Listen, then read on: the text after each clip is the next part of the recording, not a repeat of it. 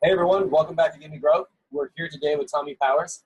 Tommie and I work together at 500 Startups, but Tommie has a long, impressive background in marketing, primarily in paid acquisition.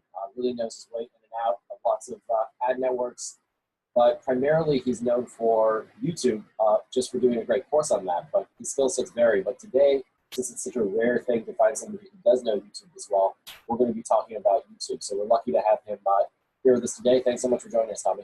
Thank you for having me, man. We'll have a little fun. Cool. Yeah, totally. So I'll let you flip over and share your screen. Cool, man. So today we're going to discuss, how to actually profitably drive revenue using YouTube advertising. It's something that, I'll show you guys some of the things that I'm doing as well, so you can actually see it in action. And so, but I like to preface that a little bit, more about me. Dom actually, shared a bit about me. But again, my name, Tommie Powers. People also know me as Tommie Traffic. That's a name that a friend of mine gave me. It kind of stuck. I actually kind of like the name. A lot of people like the name. So, if you're looking for me online and you type in Tommie Traffic, you'll be able to find me a lot easier that way. I am an entrepreneur and investor. I've been doing this paid acquisition stuff for, a little over 9 years. I've spent well over 8 figures, some $30–40 million buying media online over the time span. And more importantly, I've spent over 7 figures on YouTube advertising. So if you guys actually pay attention, I'm going to focus on a lot of, big picture concepts that you guys need to get. And then we'll dig in a bit on the tactical side. But I think what you'll get a lot of value if you actually follow from a conceptual standpoint, and I'll show you guys what we're actually doing. It'll give you, some really good food for thought on how you guys can actually leverage this channel to really help you grow. So why YouTube? Why now? I always like to kind of preface this, and you guys may already know this, but I like to show this to people. It's like the projected growth of, and then this is an old clip, so it only goes up to like 2017, and we're right up approaching 2017. But if you look at the trend line of everything else compared to video, it's just video just hands down is just like crushing everything. And so when you know where everything is going, I mean, for you to not get in front of that curve, I think would be, you probably, shoot yourself in the foot if you're not doing that. And so it's just the importance of why you should be doing video in general, let alone video ads or YouTube ads, but just, you need to be integrating video into your business if you truly want to grow, because, it's the trend line and you need to get in front of that. So, YouTube is actually bigger than cable. This is something that's, was like mind-boggling to me when I saw this. And this is probably a little over a year ago I saw this, on TechCrunch, and it was like, holy moly, like, wow. YouTube actually reaches the 18 to 49-year-old segment more than cable TV. So if that's not enough to get your juices flowing, I don't know what is. The competition is catching on. Google obviously owns YouTube, and they're doing a really good job of actually, well, they probably could be doing better, because Facebook is probably starting to eat their lunch a little bit in this category, but they've been doing a good job of really selling the value proposition of YouTube to advertisers. And there's a report, I don't actually have it in front of me at the moment, but a significant, like 40–50% of companies are switching from TV advertising, and they're allocating that a large percentage of their budget for video. So I anticipate in the next 2 to 3 years, video advertising online spending will probably, double, triple, or more, because that kind of already happened. And this is just kind of evidence. So I think right now with video, your opportunity to really get in front of this trend before everyone catches on is really imminent. And that's kind of the point of why I show that. Now, Facebook versus video. So I just mentioned Facebook. I talked about, I think Facebook is actually becoming a thorn in YouTube's side. I think Facebook, based on what I see, Facebook eventually will, maybe they will outdo YouTube. They might outdo Google in this category. That's yet to be seen. I don't know, but people always ask me Facebook or YouTube, Facebook or YouTube. And here's kind of how I explain it. You know, views are not created equal.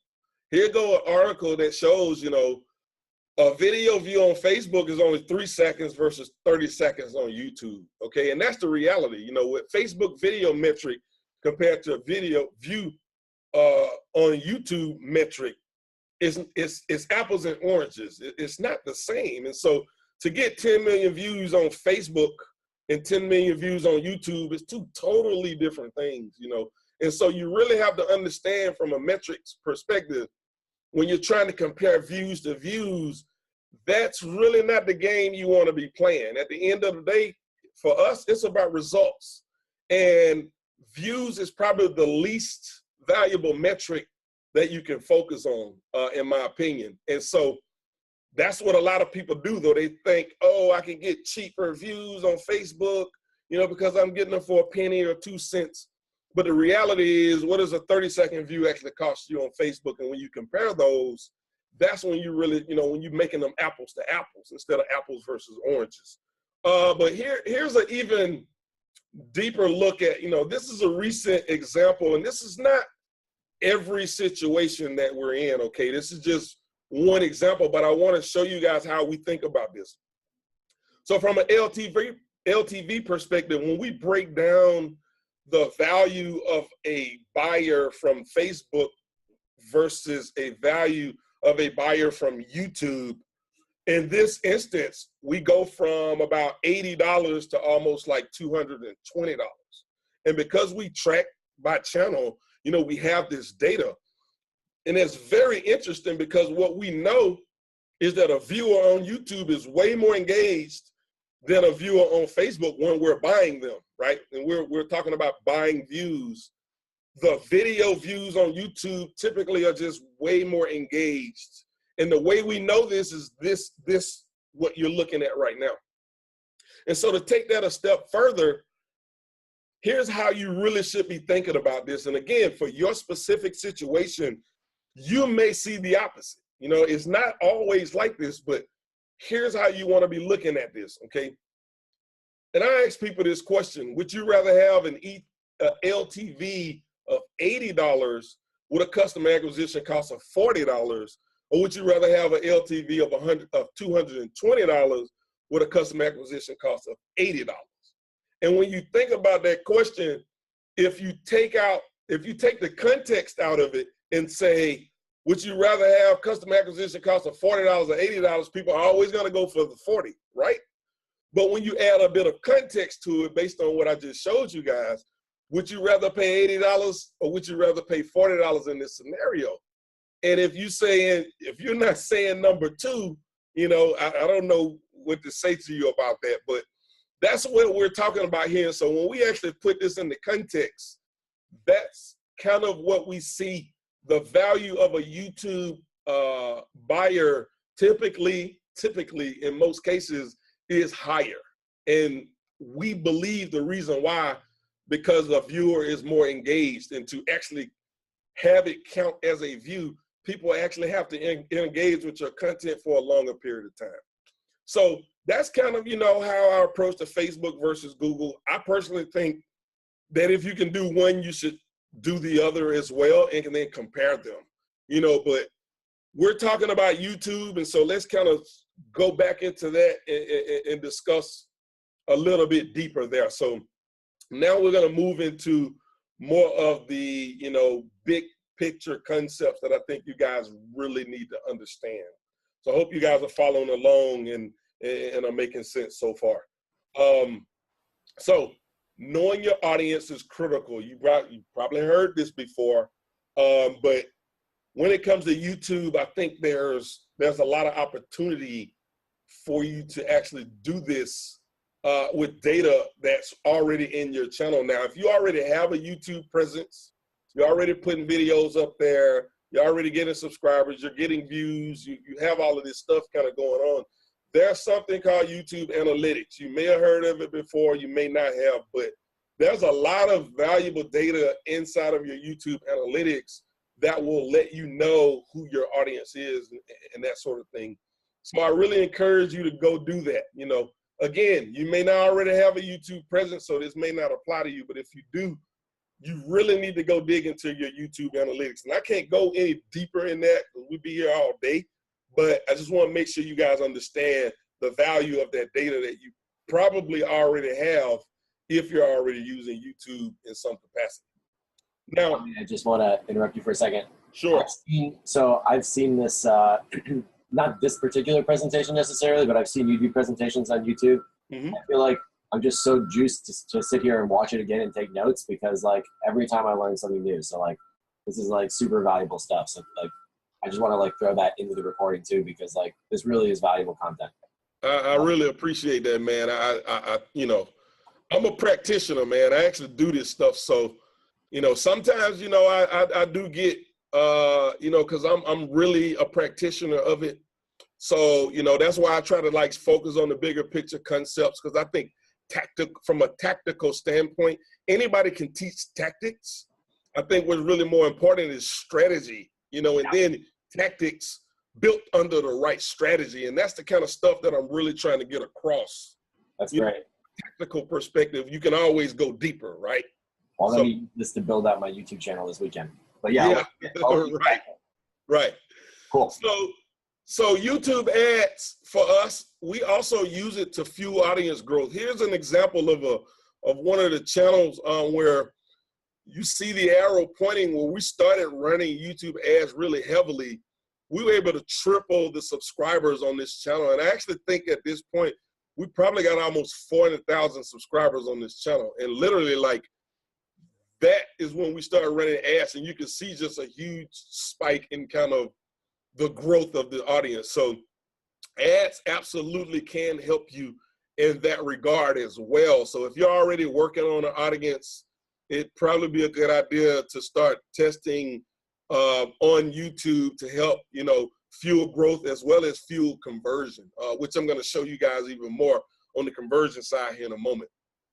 So circling back to, there's always, you know, well, what if I don't have a YouTube presence, you know, this thing, and you know, like that or whatever. And so now what I want to do is for you guys that either, and maybe you have a presence, and then this can help you regardless of if you have a presence or not, but more importantly, if you don't have one, here's a model that you can follow to kind of get some idea of, you know, understanding your audience. And that's kind of still the topic that we're discussing right now. So this is an example of beard grooming is a keyword. Okay, so we're gonna walk through this. So basically what you're gonna do is you're gonna take your top you know, keyword that you would describe, you know, what would someone be looking for on YouTube if they were looking for you, and you plug that into YouTube search.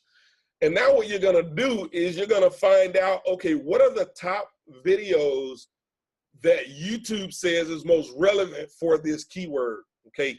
So I need you guys to really understand that. What does YouTube say the videos that are most relevant in their entire ecosystem for this keyword that are relevant to you? And if you see on the screen right now, I've highlighted the #1 video here. And it's a lot of things going on. We're gonna go more deeper into why this matters, but the one above that, that's an actual ad. And I'm gonna show you guys more on the ad side.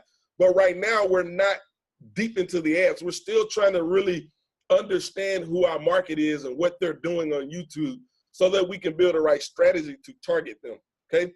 So now that you know what's the #1 most relevant video on all of YouTube for the keyword that matters most to your business, you're gonna grab this keyword, okay? You're gonna grab this video URL. You want the URL to this YouTube video, YouTube/watch, whatever it is. For this particular video, you want that. And this is what you're gonna do with it. You're gonna go and use something called Google Display Planner, okay? And you need an AdWords account to access Google Display Planner. It's inside of your AdWords account. So write that down, Google Display Planner. You need an AdWords account to access this, okay? Now, you got that part. So at this point, we're in Google Display Planner. You have that #1 ranking video for the keyword that we started with. Again, we're using beard grooming as an example. And what you're gonna do is you're gonna search for new targeting ideas using a phrase, website, or category, okay? Next step from there is you're gonna go where it says your landing page.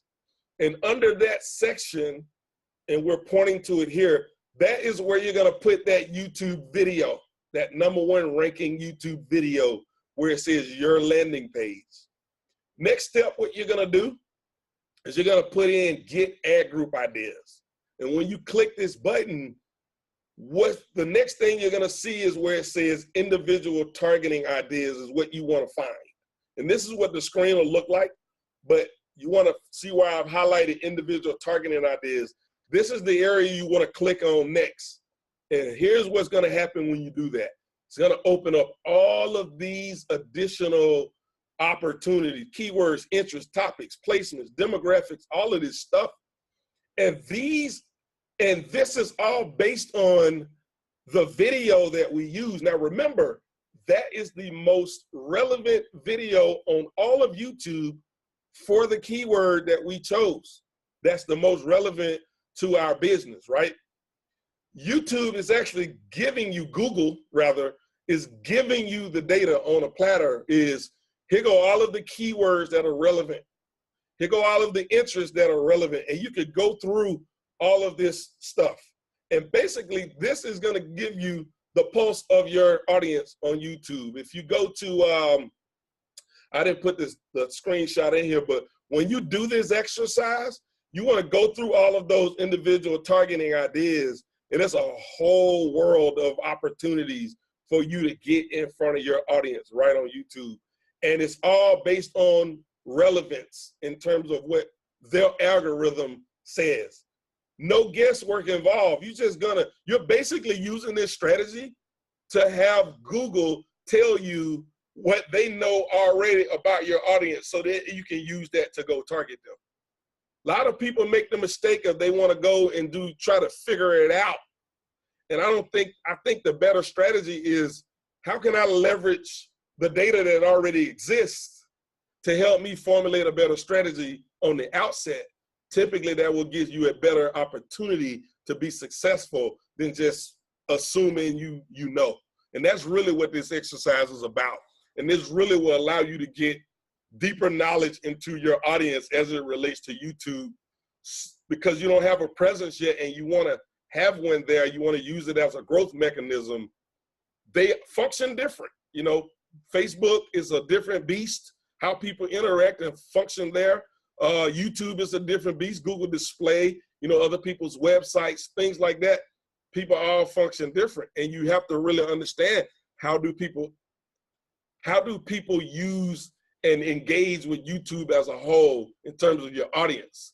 That is what you need to understand so that you can know that you're getting in front of the right people. That's what this exercise is about. Make sure if you didn't catch on to that, go back through this again, watch it again, do this exercise. I promise you it'll reveal some really interesting things about your market. By the way, I'm going to snag all this and put it at the end of this. There's going to be like a formal exercise. Okay. That'll be step 1. So I'll format that all into the exercise. Gotcha. Sweet. Tommie, can you just paste anybody's landing page in there? Yes, you can paste landing pages. The only downside with a landing page, and you have to be really sure on, is because they're reading the title tags, the meta description, and things like that. So if I were you, I would only focus on landing pages that are ranks highly in Google, because obviously if you put a keyword in there and that website is showing up for that keyword, then that means that they already have done all of that proper SEO, if you will. You know what I mean? Cool. So, you know, just plugging any landing page in there without really understanding that these people got the, you know, because they could have mistagged the title of the page, the content on the page, the meta tags may or not be there. It's like a lot of things that could give you really inaccurate data. So you really want to focus on making sure you're using, you know, but again, I like to do video, because video is what I'm trying to do on YouTube. Of course. And I want to see what from a video perspective. But yeah, you can absolutely use landing pages as well. Okay, cool. Thanks. I'll let you get back to it. So that's a good transition because, you know, here's what I like to do. And, you know, everybody to have their way. They may not necessarily agree. But for me personally, I always prioritize low-hanging fruit first. Because for what I like to do, I want to make money. Like, I want to run campaigns that are successful. And I want to do that. I want to limit my potential failure as much as possible. So once I'm armed with my audience, the next thing I want to try to do is focus on the lowest hanging fruit that I can get people from YouTube to a conversion, right? Which is ultimately what we're trying to do. We want to get them to convert, whether it's become a subscriber, you know, opt in for a lead magnet, you know, purchase something, you know, whatever the case may be. We need some type of action to occur. And I always want to start with the lowest hanging fruit. So in my instance, here's how you do that. The lowest of the low hanging fruit is just like waiting for you to come and grab it. Is remarketing. And you guys probably heard this term before. You know, basically, even if you don't have an audience on YouTube, if you're already getting traffic to your website, which, you know, you guys should be already doing that, you may already be doing remarketing, but you probably are not doing it on YouTube. Easy opportunity to take advantage of. And if you're doing remarketing already and it's working for you, you need to transition to also using YouTube video remarketing into your mix.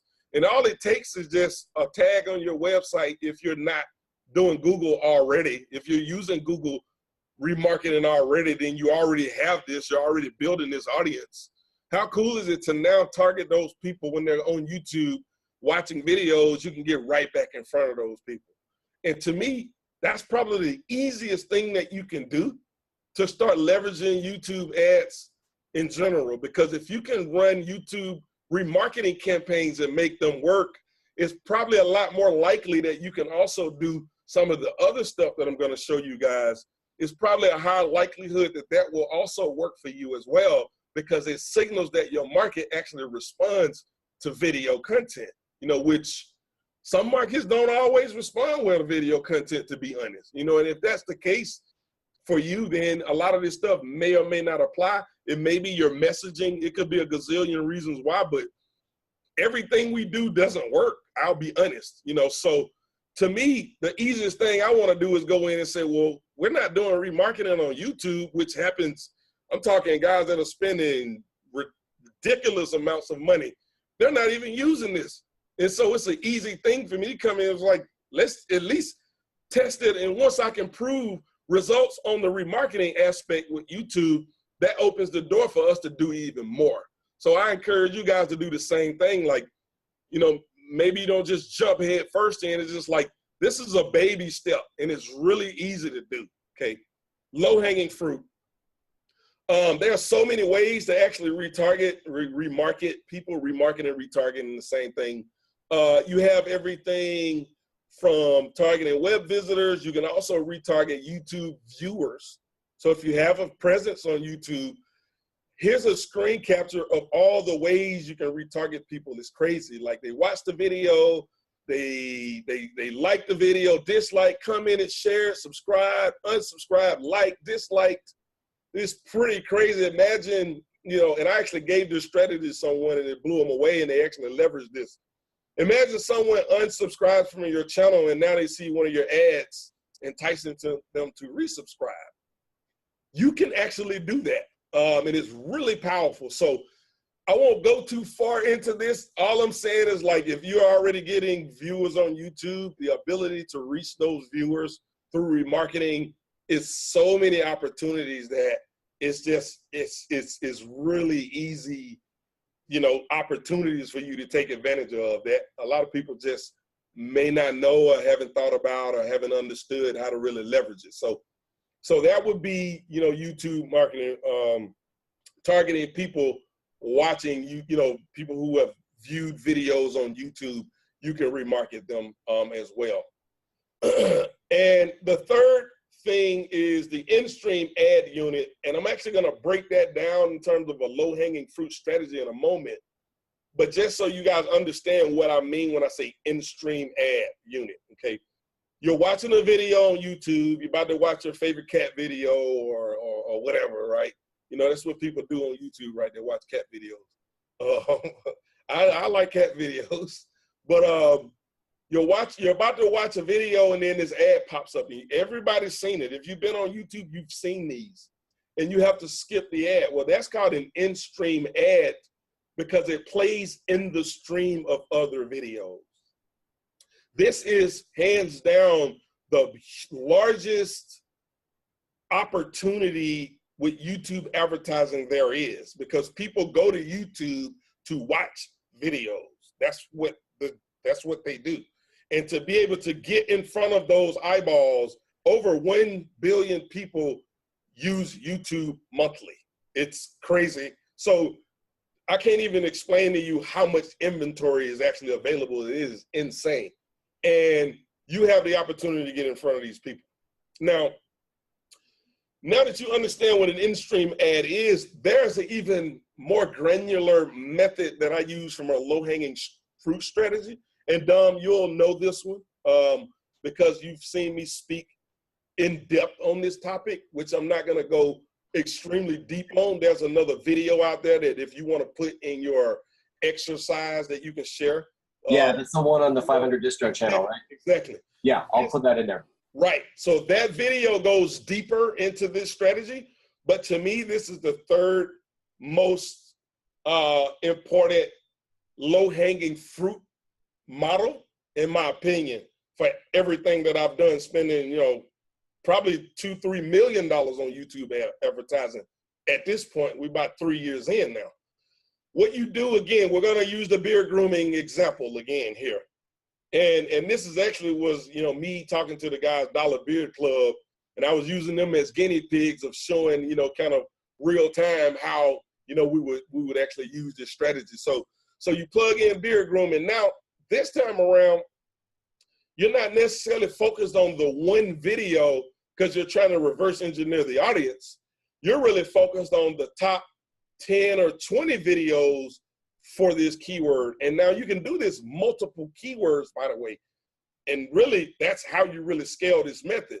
But the idea, what you're trying to do is get all of the videos that rank for a particular keyword and get in front of that traffic. And the beauty of this is that search traffic there's no better traffic than search traffic because people are actively looking for solutions. This is true on Google search. This is true on YouTube search, which YouTube search, by the way, is the second largest search engine behind Google itself. More people are searching YouTube than any other search engine behind Google. So that's the amount of searching happening is crazy. But what happens is it's a secondary method to get in front of extremely targeted traffic, people that are actively looking for solutions. This is not like display, right? This is not like interest or anything. These are people who are actively searching for solutions. And if any of these videos allow ads to run on them, you can force your ad in front of these videos by using what's called placement targeting. And what you do is you take all of the videos that rank for your particular keyword, and when you set up a campaign, your targeting will be placement, and you will actually put in the URL to all of the video, these very specific videos, okay? And again, there'll be a link to a talk that I did that goes further into detail on this, but this to me is like, it's you know, if you can't make this method work, there's probably something wrong with your messaging, your offer is probably not really that good, or something along those lines, because it don't get any better than this. If you can't make it work, you should give up. No. Yeah, I would say. No, give up on life. Hey, I have a question. No, that just means go back to the drawing board because you probably your messaging is off. Yeah. You're getting in front of the right people here. Hey, question here. Can you put an in-stream placement, can you put an in-stream ad in front of any video, or do only certain videos allow that? You can only put it in front of videos that allow monetization. Okay. There's a publisher, there's someone who published a video and they'll tell YouTube, I want you to put ads on this video because I want to make money off of my content. They have to have monetized that video. And so all of them won't allow you to do this. And YouTube will let you know whether a video. Yeah. Okay. Well, you just plug in the videos that you want, because in a placement targeting campaign, you're just basically saying, I specifically only want my ads to show here, right? Mm-hmm. And YouTube, if there's if they're allow ads on that video and your bid is high enough, right, they will show your ad there. And if they don't allow monetization, then it just won't run. And so what you can do in your reports, and again, I won't go too deep into this, but you'll be able to see in your reports which videos are actually getting views and which ones are not. You know, but it doesn't matter. Like at the end of the day, you want to put the very specific ones in that you want to get in front of, because you know most of the people, not all of them, but most of the people that are finding these videos probably were searching on YouTube, and that's how they discovered it. So yeah, perfect way to get in front of the right person. One more quick question here. I think it's effective to ask questions based on like when you're talking about this stuff too, actually. Okay. What would be a good strategy for the content of one of these ads? Because, for example, sometimes people find these kind of annoying, and let's say that I want to watch this 1-minute beard grooming video. Right. Chances are, unless the ad before it, the in-stream ad before it is so compelling, right, I'm not going to click away from the video that I want to watch. So right, how do you actually drive action from these ads? Like what's the best strategy there? I mean, it varies from because so many markets are so different. You don't know what someone is going to respond to. So I hate using like blanket statements. But I think if you got a really great offer that solves a problem or fills a need in the market, then it's all about just communicating that to the people and understanding like they have a limited amount of time to capture their attention to move them to action. And the reality is most people that watch your video is gonna skip it. That's the game, right? It happens that way. But because the traffic is so cheap to get in front of, depending on what your acquisition cost is, right? You can make it work. It's just a numbers game at that point, because let's say 20% of the people who actually get the impression actually count as a view. That's kind of how it works. And then from the views, only a percentage of those people are actually going to click through, and then whatever action that you want them to take. Usually we do a lot of lead gen from this, or we do a 2-step model where we'll start a conversation kind of like a cliffhanger, if you will, and then ask them to move to the next step, right? And then we take them to a website. We take them into a place where we control. You can even do this with other YouTube videos as well. You can say, you can have them go and watch a YouTube video. You can have them go and subscribe to your channel. It's all about that conversation that you're having. And what I like about the placement model is because you know very specifically the people you're trying to get in front of, you can have a very specific conversation with those people. You know that they're looking something around beard grooming. It really boils down to understanding your market. You know that they're looking for that, and you can communicate with them as such. And what's in it for them? Like, why does it matter? Why should they care about your video and doing whatever it is that you're asking them to do? And if you get those ingredients in there, that's where you can really start getting some data to determine, if you can move them to action or not. But I don't like making blanket statements, you know what I mean? Because it varies. Okay, that's a good answer. Thank you. So now let's circle back. So you got all of these videos, you put them in specific, and you can actually get in front of them. That's the model in a nutshell. Now, again, there's another video that goes more in depth on this strategy that'll be linked up somewhere, right, Dom? Yep. Okay. Now, the good, bad, and the ugly of this model, to me, this is how I look at it, is from my perspective, right? Somebody else may not agree. The good thing that is laser targeted, the traffic typically converts extremely well. I've seen opt-in rates on lead magnets as high as 80-something% on cold like targeted traffic, driving someone to an opt-in page, getting like 80%. Pretty phenomenal. I'm talking 40-cent, 50-cent leads. Pretty crazy when they are normally paying $1 to $2 for the same thing.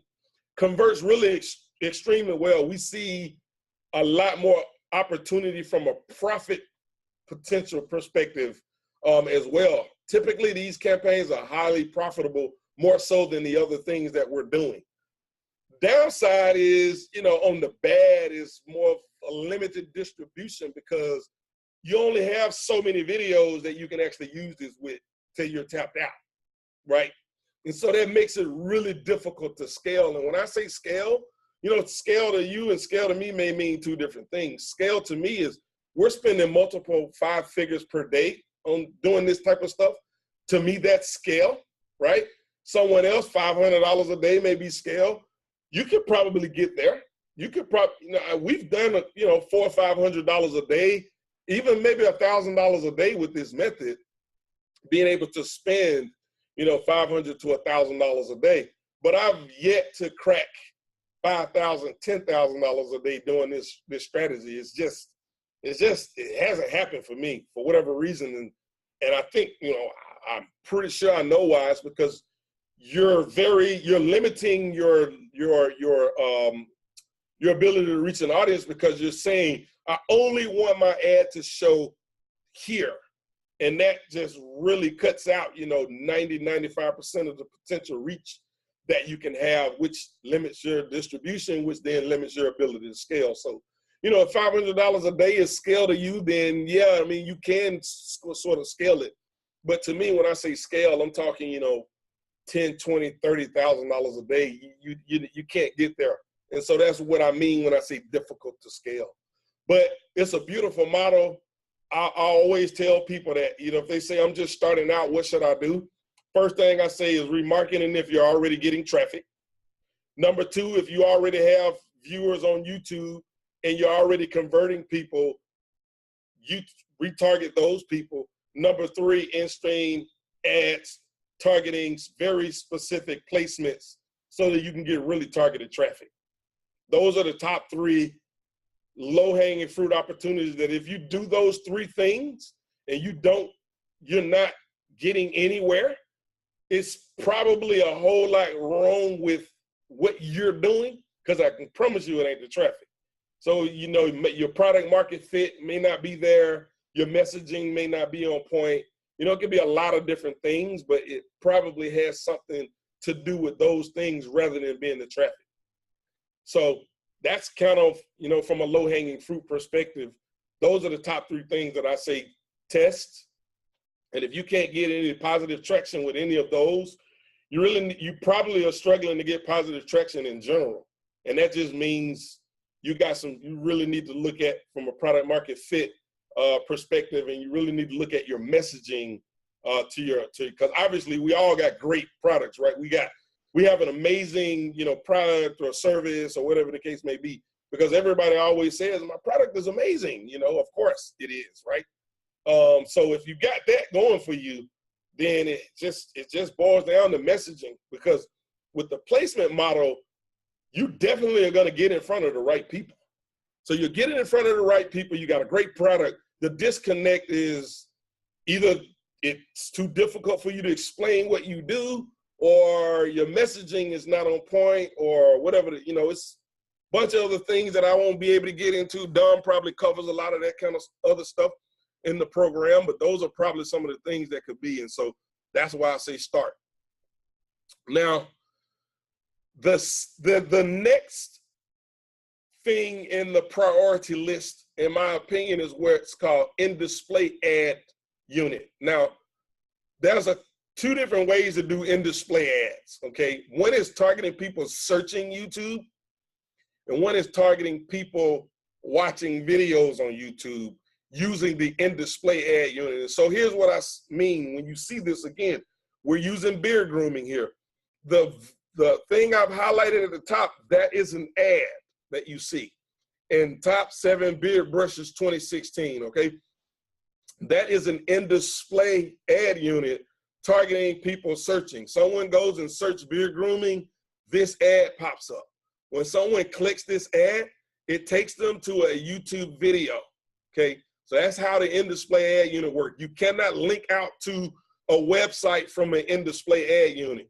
You can do that with an in-stream ad, but you cannot do that with an in-display ad. You can only promote your other YouTube video with this ad unit. But this is how it looks if you were to run these campaigns. And these work extremely well also, because I told you earlier, second largest search engine on in the world behind Google is YouTube search.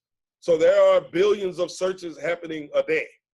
And you can get in front of that traffic very specifically by targeting what people are searching, putting your in-display ad in front of them. They click the ad, you take them to your video, you can educate them, whatever you want to do, and you move them into, you know, your funnel, into conversion. So 5 key points on this particular ad unit. YouTube, again, second largest search engine. What I like about this is that the same searches that I would target on AdWords, maybe $5 on YouTube search, you can get 10, 15, 20 cents a view to get in front of almost the same audience, because people are actively searching. So the ability to get in front of people searching compared to what you would pay on AdWords itself is much, much cheaper. And also what we've seen is that it delivers a higher quality customer as well. Because again, these are people actively looking for solutions. And here is yet again another mechanism to get in front of them, get in front of those people. Downside, you know, again, on the kind of bad, if you will, keyword match needs some work. Sometimes you can bid on certain keywords and then YouTube or Google will show your ads for keywords that seem like they're not really that relevant.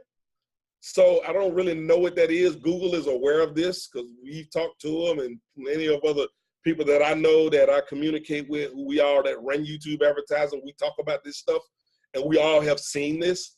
So we think that there's an opportunity for them to really improve there. Nonetheless, it still works great. We're all doing really well using this strategy. So, but that is a kind of a downside. And the other side of, you need lots of keywords to get like real volume. And when I say volume, I'm talking, you know, $5,000, $10,000, $20,000 a day. When you're spending, you know, multiple 6 figures, you need a lot of keywords to get that kind of volume. Whereas, you know, if you're only spending $50 a day, $100 a day, great strategy. You don't need a ton of keywords. You could probably do that with 5 or 10 if you have a keyword that's getting a lot of searching on YouTube. You know, you just have to test it, and you can test 5 or 10 at a time without breaking the bank. You know, you can even start with $10 a day, to be honest, but you're getting in front of that valuable search traffic. The other downside that I don't have on here is obviously you have to have a video that's loaded up on YouTube on your channel that is designed to move people to the next point and you want to go to. Sometimes that presents a challenge for people who haven't already integrated video heavily into their business. So if that is true, I would say focus on the in-stream and the remarketing stuff and creating the creatives you need to make those work. And if you can prove those out to work, then you want to scale up. Then the next thing you want to do is move into targeting people searching with the in-display ad unit targeting search, okay? And then the last one is the in-display ad unit targeting people watching videos. And we run a ton of these, and it's a ton of traffic there as well. But you do need, you know, this is probably the most difficult strategy to make work. You really need to have your messaging dialed in. You really need to have a converting funnel. You really need to have strong acquisition costs in order to compete in this market and make it work. Typically, if you're weak in those areas, it's going to be really difficult to make this model work. You can test it and see. It doesn't take, you know, a few $100 to test, but I would encourage you, if you're not that far along in an advertising play where you're making maybe Facebook ad work at a high level or display or some other mechanism already, you probably got some work to do before you really want to try to tackle this in a major way. But the ad on the screen is actually one of our ads. That particular video, now this is actually an old screen capture. That same video we're still running. It probably it has over 3 million views at this point, all paid views, by the way. And I'm going to break this one down actually for you guys so you can see kind of how we actually do things, as well as I'll show you guys some examples of some in-stream stuff that we're doing as well. So Again, not low-hanging fruit, okay? Test if you have the budget, but it's great for large-scale, broad targeting type of stuff. So, you know, we target like age demographics and things like that. You don't get the level of targeting like Facebook with precise interests and things like that. YouTube is primarily interest, demographic, keyword, topic, primarily, and then obviously retargeting. Those are going to be your emplacement.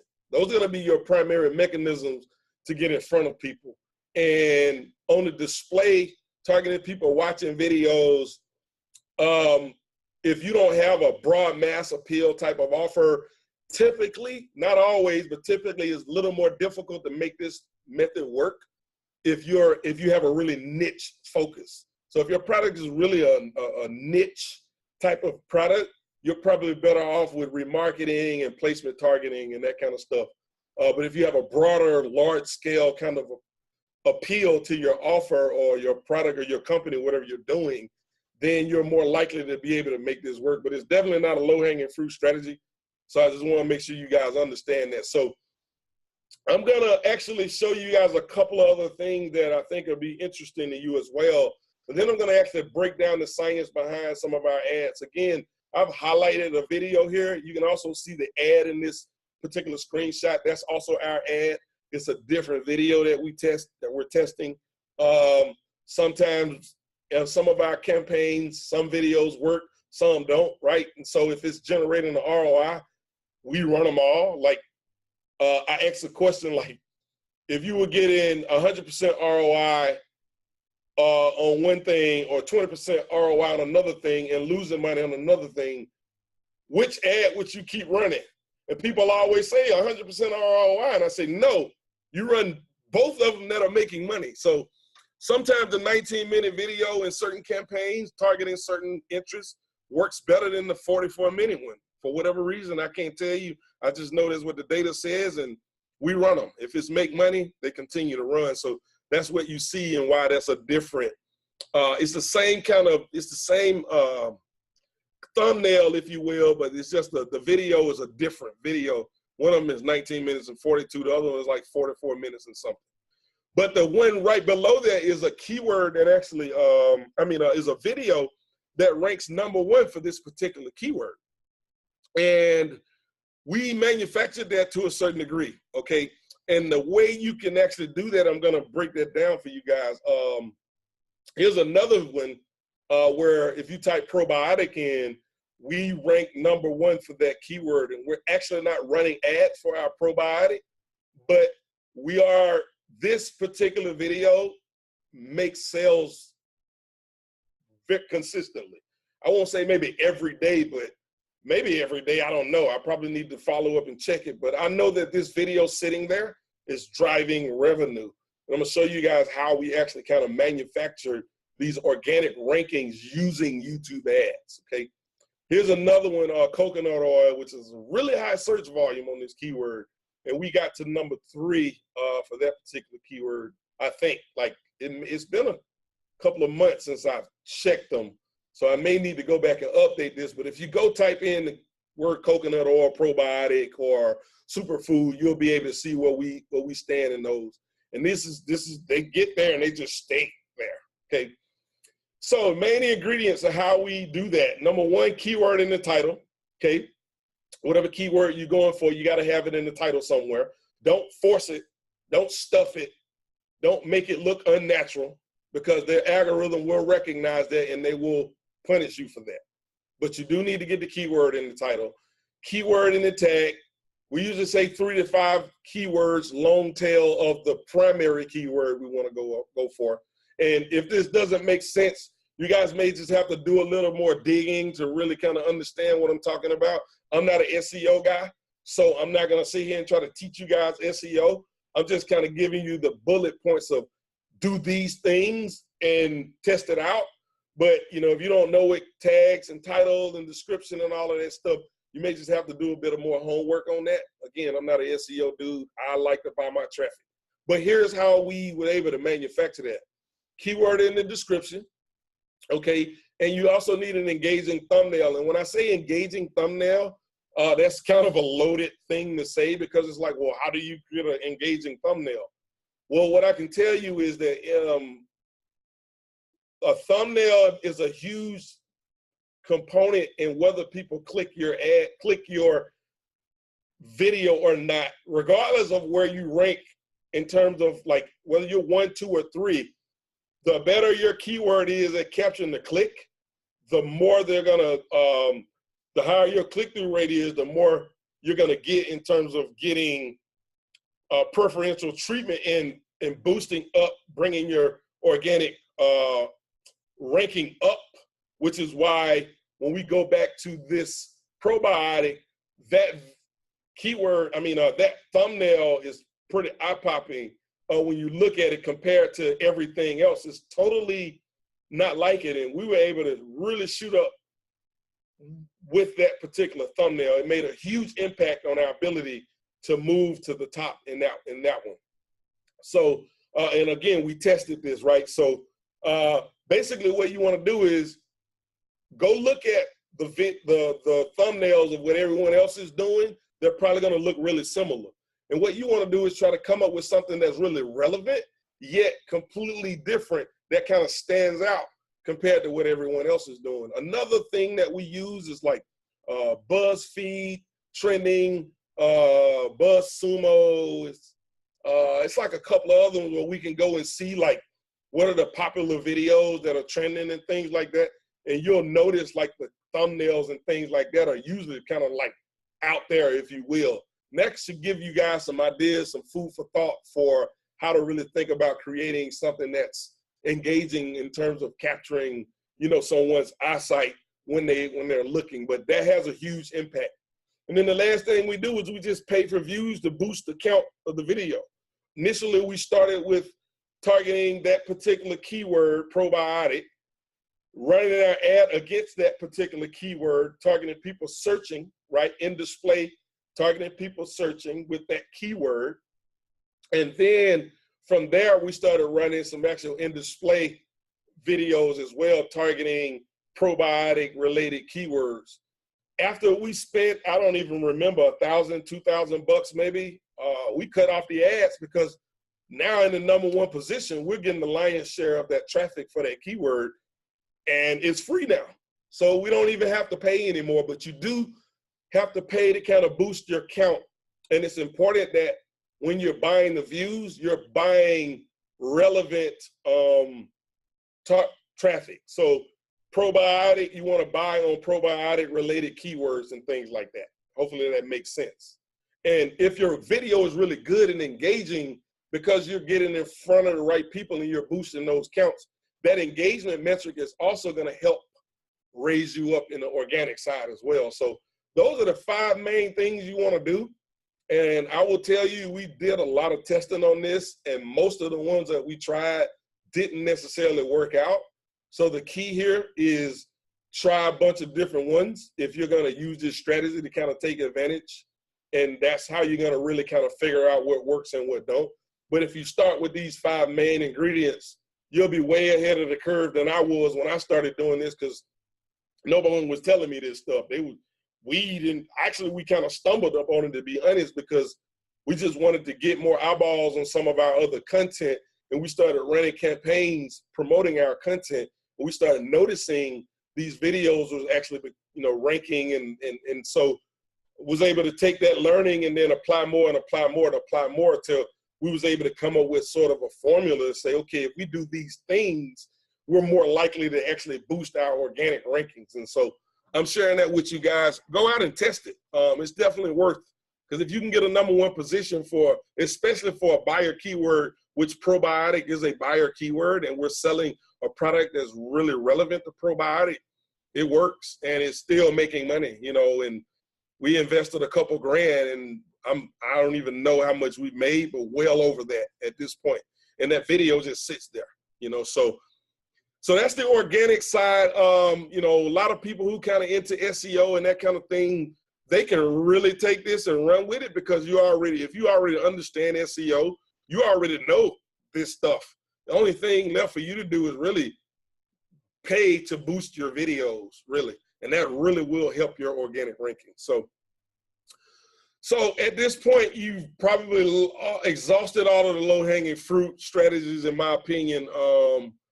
And that's where scale happens. You want to exhaust those first, then you want to scale, which is why I preface with focus on the low-hanging fruit, then you want to go and you want to scale from there.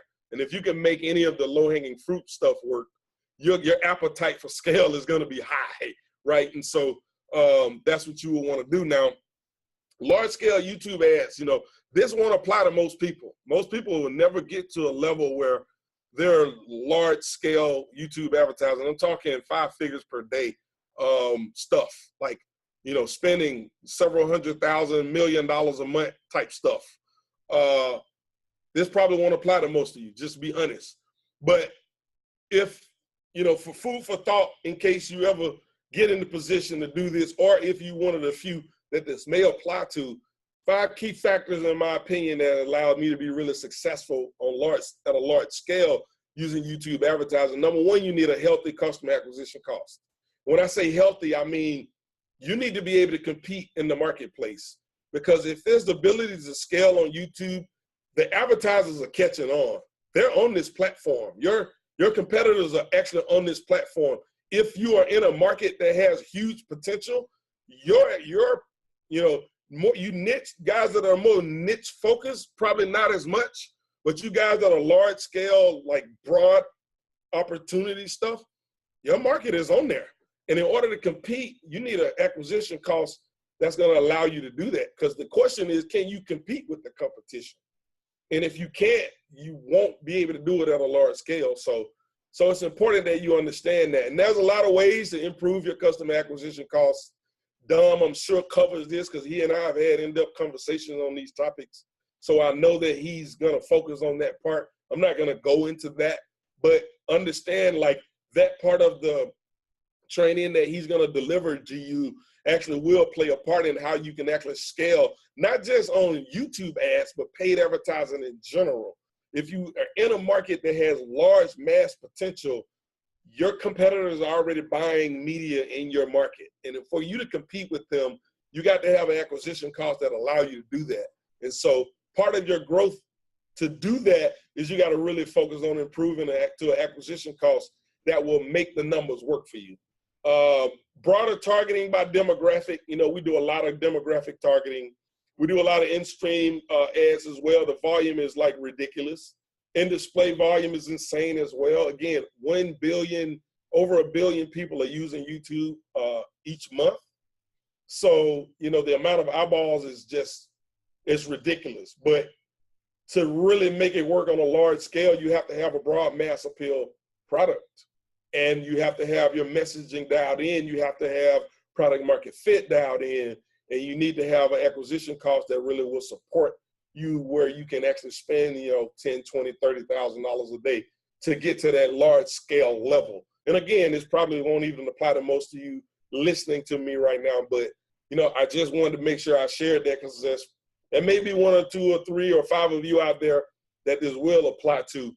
And I wanted to impart that wisdom on you guys. So now that we got all of that out the way, we've pretty much went through, you know, the big idea, the concepts, the low-hanging fruit strategy, how you want to approach it. If you're going to do this particular traffic source, if you're going to tackle this traffic source, I've walked you guys through how to really prioritize and approach it.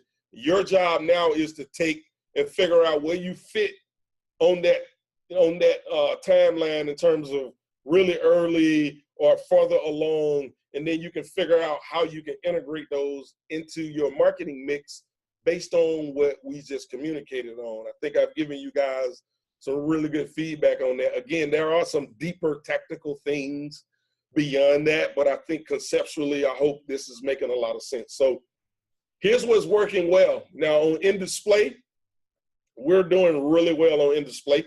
I'm gonna walk you guys through our ad. So again, you see the ad, you're watching a video, you see my ad over there, you click my ad. It takes you to my YouTube video. Now this video is actually hosted on YouTube, okay? So you would be on video, you would still be on YouTube right now when you click my ad and you'd be watching this video. And I don't know, Dom, are you still with me? Yeah, definitely, right here. We could probably upload this, this presentation or whatnot, because the link to the video is in there and all of that good stuff. Okay, great. So however you want to handle that, but you can actually go and watch our video. And I actually, you know, like I said, I know we're over 3 million views at this point. But the only way you can see this video, because it's an unlisted video, is if you either get an ad or you get a link to this video. So let me break down what you're looking at here real quick. Is there a reason why you keep it as unlisted? There is a reason I keep it unlisted. Number one, I make it unlisted because we're focused. This is a conversion. This is strictly designed to convert people. It's not about engagement and building subscribers and things like that. And because of that, the copy in this video, the messaging is really aggressive. Okay. And so people on YouTube don't like that, right? But if they click my ad, it's different. Yeah, it's different. You know, but if it was a publicly available video, the comments, dude, and the down things and all of that is just ridiculous. So we set it unlisted for that reason, but we also set it unlisted because we're not necessarily trying to just give away, you know, maybe to our competitors, even though I'm kind of doing it at this point, you know, but I think at this point, we probably not as much worried about the competition because I feel pretty confident in my skill set and what we're capable of doing. I'm not really too much worried about competition because we have a really unique product as well. So I think it's a really good, you know, way that I can actually share this with other people who can get a breakthrough. But setting it unlisted, we turn off comments, we turn off the ability to rate it and all of that stuff. We turn everything off except allow embedding. And the reason that is, if you turn off allow embedding, it will not function right in your ad. It will actually set your ad off as unavailable video or something like that. So that's the only checkbox that we use in our settings. Okay. Now, the reason I highlight it as well on an unlisted video is that anytime you see a video that's unlisted with a lot of views, especially if you followed it with an ad, more than likely they bought. Those are paid for views. And if someone's spending, you know, buying 2, 3, 5 million views on a video, it's probably working. And I can tell you this one video, we spent well over 300K on this one video alone. Not to mention, like, I don't even know how many videos we have running, a lot of them. We've probably tested hundreds of them. This one particular video, we spent well over, because we pay about 8 to 10 cents a view on this particular video for those views. So it's well over 300K. I don't know the exact number right offhand, but it's well over 300K because I know we got over 3 million views at this point on this video. So that little unlock thing that I got highlighted right next to the title of the video below the player right there to the left-hand side, that's how you know that the video is unlisted, because it has that little unlock feature there. If that thing was locked, then this video would be set to private. And then the only other thing to do is actually have it public, right? So our videos that we want to boost organically are listed publicly. But those videos are not really aggressive in nature in terms of selling. They're really more content, educational type of videos that are designed to, you know what I mean, give people what they're really looking for, education and things like that. This particular video is not designed for that. It's strictly designed to convert. Really aggressive messaging in this video. And so we set it to unlisted. So a couple other things going on here. I've highlighted to the left, that's called a call to action overlay. To the right of that in the green, that's called an annotation. And those are really important because call to action overlay, you can only use that if you set up an ad. It will activate within the settings of the video. So you have to use your video as an ad. You have to set it up as an ad for that particular video in an ad. Then you can go back to your settings and it will activate the call to action overlay. And the reason why that's important, because I've tested with one and without one. With it makes me more money, without it makes me less. So all of my ads that I run in display gets the call to action overlay. I also tested annotations, and caveat here, annotations are gonna be getting an overhaul pretty soon. I don't know when it's coming, but eventually it's coming because they have what's called cards. I've tested those at the wazoo. They don't do anything for me thus far, but I think they're gonna be doing away with annotation and overhauling cards to do some of what annotations do right now. I can't get specifics in that. I just want you guys to know, because this stuff is always changing, that it may be different later. You know what I'm saying? But as of right now, having an annotation and a call to action overlay in my video makes me more money than only having one. I've tested it. So every video that I get with an in-display ad, drive them to my video, it's gonna have a call to action overlay. It's gonna have an annotation in the video. Now, annotations actually don't work on mobile devices. Call to action overlay do work on tablet, mobile, and desktop. Annotation only works on desktop. It does not work on tablet. Well, it may work on tablet, but I know it doesn't work on mobile phones with browsers. So you can also, like, depending on how you're targeting, you can target based on device as well. So if you only wanted to do mobile, for example, then it may not make sense for you to actually put an annotation in your video. But because I can use this video for multiple different devices, I use those. I know on a mobile device it's not going to show up anyway. But if I want to use this same video targeting desktop, it will show up. And I want call to action overlay always on, because I've tested the crap out of it with, I don't even know how many thousands or maybe even hundreds of thousands testing. Having them both makes me more money, so they all get them. And that's why I highlighted those, because those are very important. Because what happens is they see this ad, they click here, and from here, they're gonna do either my call to action overlay, they may click my annotation. We can put a link in the description as well. And from those links, the next place we take them is here. And this is just a page. If you follow the link, it's not a lot on the page. Basically, by the time people get to this page, they're already sold. That's what this 44-minute long video is designed to do. Is really, you know, from a messaging standpoint, psychologically, it really dials in to the market, really have the right conversation, moving them to want to convert. And by the time they're ready to go, they click one of these links, it takes them over to here. There's not a lot left for us to do to get them converted at this point. If they get here, the chances of them converting is like super high.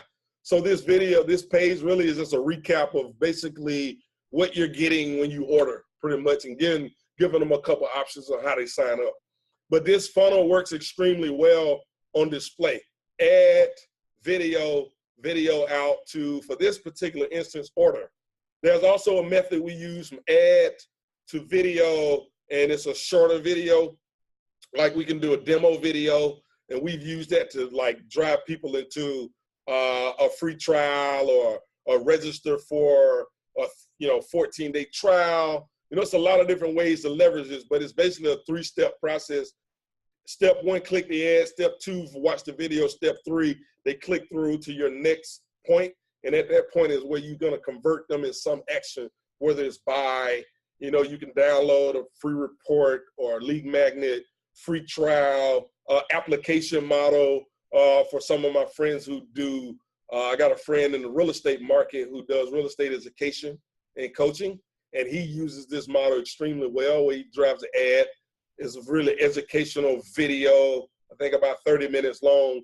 And from the video, he drives them to an application to work with him. And those are really, really high quality leads. I think he said his average application is worth like $600 or something like that. And he's paying maybe like, $80 an app. So it's really, really profitable. So it's a lot of ways to do it, but ultimately, like, what is the point of conversion for you? And then you just reverse engineering and saying, how can I educate people to get them to this point of conversion? And then your ad becomes, how do I get them to my video so that they can then understand my value proposition and I can move them to my conversion point. So that's the model. This is working extremely well. this is like, we're actually literally running this as we speak. This is working. So you guys can actually see that. And we're spending a lot of money doing this. The other method that we use with in-stream ads is another mechanism as well that works extremely well. This guy right here these guys are like, they're spending more money than I am, okay? Straight up, like they crushing it. 27 million views, you can see right there. That little unlock button, that's an unlisted video.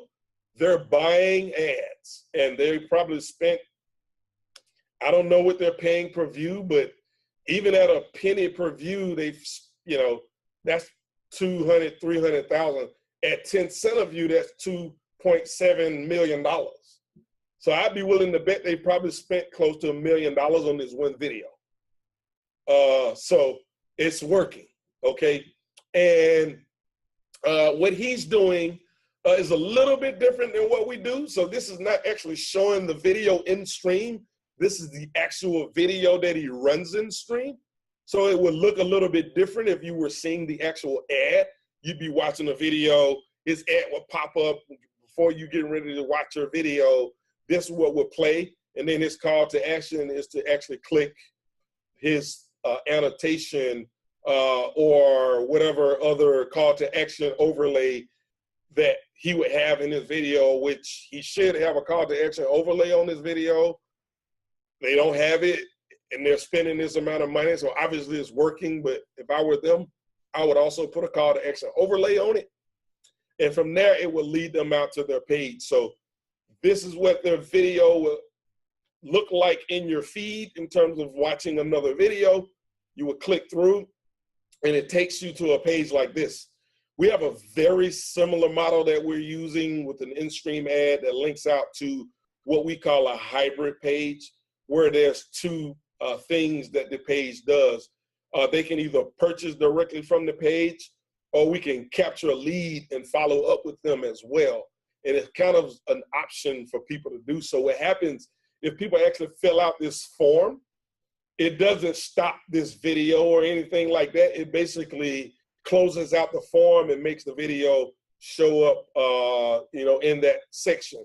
So it doesn't disturb the actual video. And we run a similar, actually our hybrid page is almost exactly like this from a conceptual standpoint. It's a little bit different aesthetically speaking, but conceptually is almost exactly the same.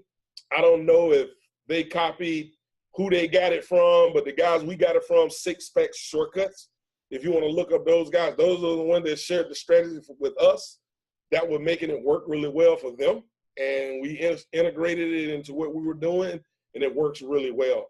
And that's from an in-stream ad. Now, you can also make this work on in-display, but we've seen more success with this model on in-stream. So what happens, again, you see the video in stream, you click it while it's showing in your stream, it takes you to a page like this. And at this point, either you're going to purchase something or you're going to give a lead, and then they're going to follow up with you either through email or whatever other mechanism that they use to follow up with their leads. Working really, really well. So those are basically, in a nutshell, it's a lot more examples that are out there if you want to go watch other videos and see what people are doing. But at its core, in-stream is going to be ad to landing page for the most part. You could also do ad to YouTube video to landing page, but to me, I think in-stream is usually best to take them to the next step. If you do a good enough job in your in-stream, you want to move them to your next point of conversion. In display is going to be a 3-step model. It's going to be add to your video, from your video to that. And that's basically the primary, at its core, 2 things that are going to be happening with both of these models that you're going to be using, whether it's in-stream or whether it's in display. So this is what's working for us. We're spending quite a bit of money doing it, and I've helped quite a bit of people actually leverage these strategies as well. So that's pretty much what I have at this point. Dom, do you have any other questions? Anything I missed? Anything maybe we can further discuss? I'm open to that. Hey, that's always so awesome, man. Cool. I just have like pages of notes for the exercise. So There aren't that many questions because I kind of asked questions specifically during the, let me turn this off. I asked questions specifically during the video because I thought it was probably more important to do it when you were talking about those. Okay. I do have a couple questions though. One is, are there video analytics within YouTube to see what parts of your video are the most popular? Yep. And or when people are skipping or when you're losing people? Absolutely. It's right in your YouTube analytics. Okay. Whether it's an unlisted video, private or public, it's there. You can go into analytics, you can go into retention, I think it is, and you can drill down by various, video specific video you want, and you can see what's happening. Okay. Yep. When you're doing all of the, I'm sorry, what were the overlays called inside the, not the call to action overlay, you got an annotation as well. Okay. And you're able to set all of those unique UTM parameters or something like that, so you can see which. Yeah, you can set those as well. The thing about annotations that I did mention is that you can set when that reveals as well. Now with a call to action overlay, you don't get that option. If you set a call to action overlay on your video, the one that pops out from the if you're facing your screen from the left of your screen, it pops out from the side. You can't control when that shows. It's always on or it's always off. Whereas the annotation, the little green one that I showed in there highlighted, you can actually say, show this at 7 minutes and 14 seconds and show it up to 10 minutes and 13 seconds and take it away or let it play the whole way or whatever. You can control when they see that. But with the call to action overlay, you don't have that option. Okay, now, and annotation ads can go to a website, correct? Yes, so annotation, the way that works, and you guys, they can probably do a little bit more research on this, but you have to connect your channel. You have to connect your website with your channel. And you can only link out through the annotation to websites that are connected to your channel. It's really easy to set up. If you guys got a technical person on your team, it's really easy to set up, but you can look it up. They can search that on, like that's freely easy. Like they can go to Google and how do I connect website to my channel? Like it's really simple. I'll add that to it. So one of the strategies that I heard is successful is getting into videos that are already performing well, that are already ranking well. Speaking with the producer of the video, the owner of the video, and getting annotation ads within that video to your product if it's complementary to them. In order to do that, they would have to actually go into their ad accounts and do that, correct? Yep. Now, let's say they did do that. They would have to go into their YouTube channel and set up the annotations. Yes. You could technically run ads to their video from your own account. Okay, that was my next question. Okay, great. But it'd have to make sense for you to want to do that. Now, you won't get the data. The data, if their channel is not, like if you don't have access to their channel, then obviously you don't have access to the data, and then also you can connect you should connect your channel with your AdWords account so that data is being shared as well. Or if you don't have your channel connected to your AdWords account, you can still run it, but you just have very limited data on basically just what your campaigns are doing. So I would only advise that if you have a really good partnership with someone already. If you don't have that, there's probably no value in you driving ads to someone else's video. Okay. Yeah, of course. Yeah, that makes sense. And then the last thing is video transcriptions. Mm-hmm. Do you transcribe videos into the YouTube description, or do you not transcribe videos? So I'm an ads guy. I don't care, right? Okay. Like I don't, unless we're trying to rank a video, which I don't put nearly as much time and energy as I should in that, because I've got proven results that I can actually boost the rankings of the video. But that's the whole SEO stuff. It's a lot of things that go into, the title and the tags and the description and, the transcription, and all of those things can really help discoverability from an organic perspective. But I find myself doing that. I get caught up in that, and I'm not an organic discovery guy. I'm an ads, data, traffic, buy it dude, and I just try to stay in my lane. So So yeah, if you transcribe it, I know there's one guy that I met at a conference I was speaking at. He spoke at. Their channel he got 2 girls. I think it's called Cute Girls Hairstyles.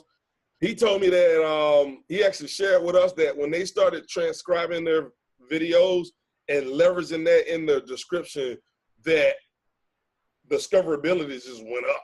It was like significant enough that it's like they transcribe all of their videos. So, Yeah, makes sense. and I've seen the impact firsthand of that as well.